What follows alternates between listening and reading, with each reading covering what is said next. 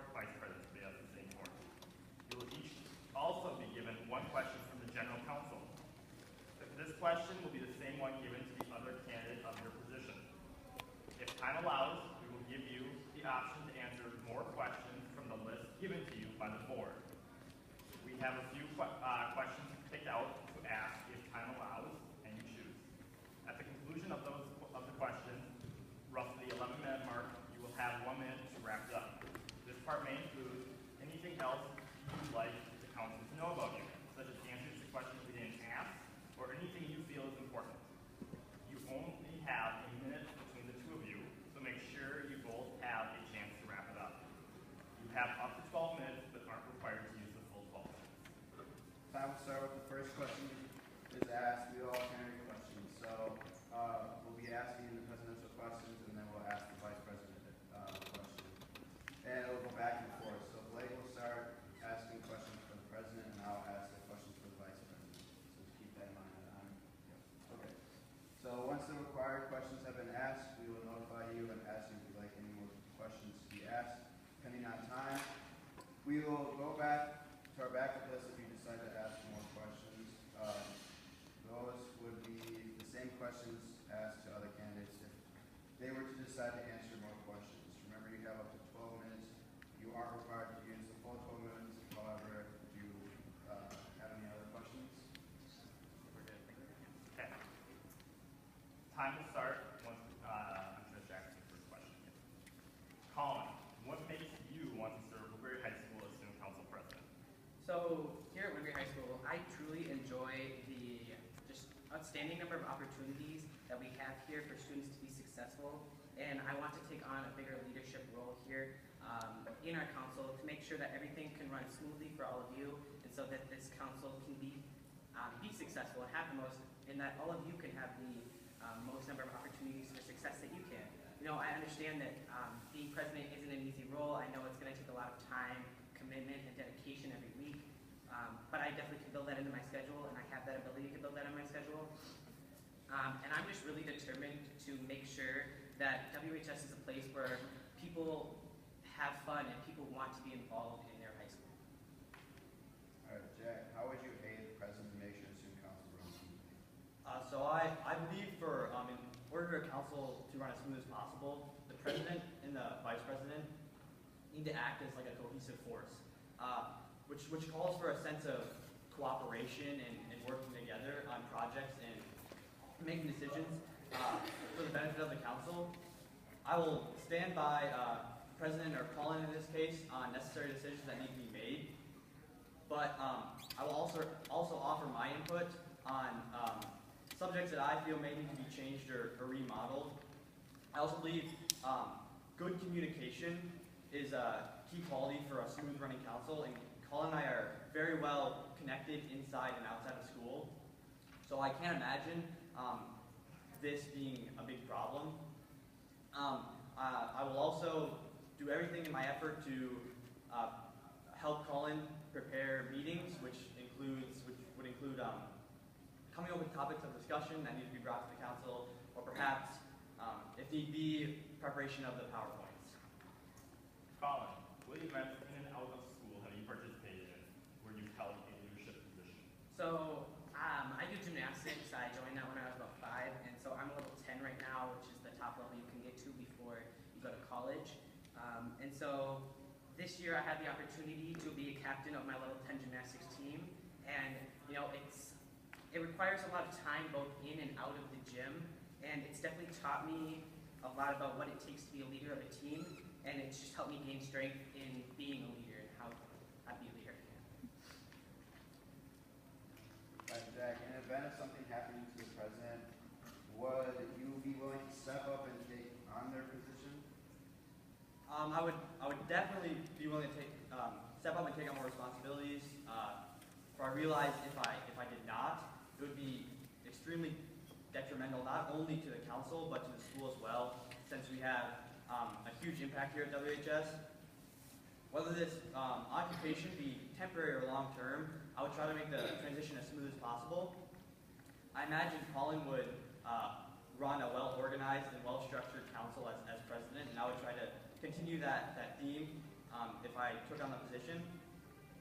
I understand and I realize that it would require a significant amount of more work, and that is far easier said than done. However, I believe I possess qualities that would allow me to do this. Collin, as president, you may have to deal with conflicts in the council. What is your personal style of dealing with problems and people? For example, if there is a member who is not showing up to meetings regularly and is becoming a distraction to the council, how might you deal with this problem? You may choose to use that example if you'd like. You are not bound to use this example, however. So, on the example, I think it's definitely important to definitely talk with Ms. Radanke and maybe bring this member to a separate meeting and have just a little meeting with them and ask what's going on and see if like there's a reason why they're not being able to attend the meetings or they're not participating as much.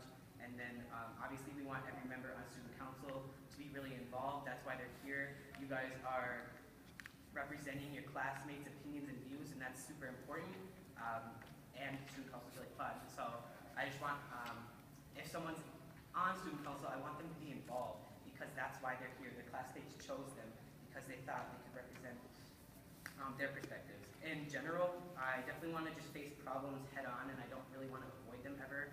You know, I'm very understanding of other people's perspectives, and I'm very open-minded about that. It's always important to stay positive. You know, negativity isn't going to solve the problem at all. And you know, just every person is different, and we have to accept that. And then I know that it's important to keep our judgments to ourselves because we all know we judge each other, and it's just important to not be public with that. All right, Derek, what is your experience with connecting with other people? So I truly have unique experiences with connecting with people. For I participate in an organization or community called Joy the People. This organization is a life-changing experience, really, where they make play the center of everything, and they have certain qualities about themselves that allow for them to do this. One being the demographic of the organization. The people that are involved in Joy the People are very wide-ranging and very diverse, where they come from all around the metro with different types of lifestyles, potentially the total opposite of yours. In some cases, there are people coming from different countries, which provides a language barrier even. But the point really is, in order to help Joy the People fulfill its goal, you have to be able to connect with all these different types of people. So it cannot be, the necessity of conversing with people cannot be overlooked. Often with the younger ages, they can get kind of stubborn, so you have to learn how to cooperate and help them make favorable decisions. In some cases, the younger kids come from an environment where they don't have a guardian or a parent that they can look up to, so you have to act as a role model and learn to speak with your actions. I can definitely apply these to the council and the board as I have improved my cohesiveness and my cooperation, and I can do things to lead people to make favorable decisions that would benefit the council. Collin, as president, you will be expected to contribute more time than any other student council member. How will you manage your personal schedule, both academic and extracurricular, to accommodate the student council's needs? So, as I told you, I've been in gymnastics all my life, and I'm also taking AP classes. So I have developed good time management skills, which is important. And I never procrastinate anything. That's just not in my personality. I make sure things get done on time, and I put 100% of my effort into the work I do. So both this year and last year, I've been able to lead a couple committees. I've led the spring dance last year, and then I led the parade committee with Tommy, the Toys for Tots committee with Jack, and the kindness calendar up there. And so I've been able to always do the leadership positions that I signed up for here, and make sure that I put 100% effort into the work that I'm producing for that. You know, I understand the president will require lots of time commitment every week, and I already said that. I can definitely build that into my schedule. And I plan to take a free hour with Radanke, and I will make sure that student council's needs always come first when they need to. And I'll make sure that everyone on student council, whether it be you guys or the board, or Radanke, never feels overwhelmed. So I'll always try to help them with their work, and if they ever need help. Jack, what are some positives about yourself that adds to being on the board? So, in other words, what are some unique things that you can do? So I believe I have a sense of tenacity that really allows me to get things done well and efficiently. I often find myself doing anything to accomplish a goal. I believe this is most clearly seen in my schoolwork, where I demonstrate dedication and perseverance. I'm also not afraid to be wrong, as I know it will only help me learn, and I utilize these instances to further my personality. I believe I have a mentality that always looks to improve rather than a mentality that is always satisfied with meeting the threshold. These can definitely be applied to the council and the board because with my tenacity, deadlines would be met and they would be met well. For my mentality would ensure that what is being required of the council would qualify as superior productivity and output. We have finished the required questions from the board. We will now ask each of you a question from the general counsel. Collin, what will you do to contribute to student wellness? So for student wellness, I want us all, we are all here at WHS, and I want all of us to be very supportive of everyone at WHS, and I want everyone here to have the best experience they can. And so just having a supportive environment is really important. And I know that this year there was some frustration that student council didn't do anything for Black History Month. And so, definitely next year we can try doing more for that. But just, I think, mainly listening to the students and what they want and, what their topics of discussion are will be important in student wellness. Awesome.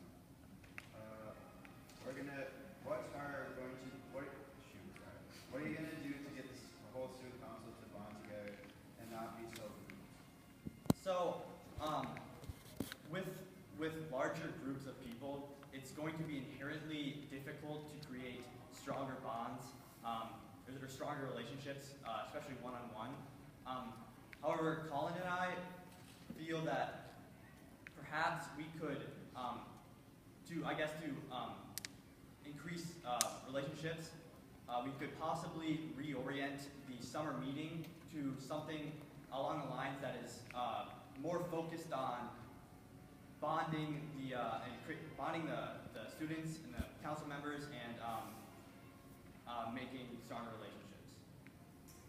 We have now finished all required questions. We're at the 11-minute mark. So I'll hand it over to you two to wrap it up. Anything you would like. Okay, so my favorite morning every week, truly, is Thursday morning because it just provides a setting where students can express their opinions on certain matters and just be involve themselves in their school. This is extraordinary to see because it just shows that there are a lot of people in the world, all of you, who care about making an impact. I truly enjoy the things that we do here for our school, and I want to have a greater role in our school, and leading student council is that way. And I want to make sure that everyone just has an awesome experience here. Getting the ability to run with Jack is an amazing opportunity. So I just want you guys to vote for who you think will be the best at these positions and who ultimately has the best abilities to run this council. And then I would like to say that there's, in my opinion, no one better for this presidential position than Collin. He works his butt off and he works harder than anybody I know.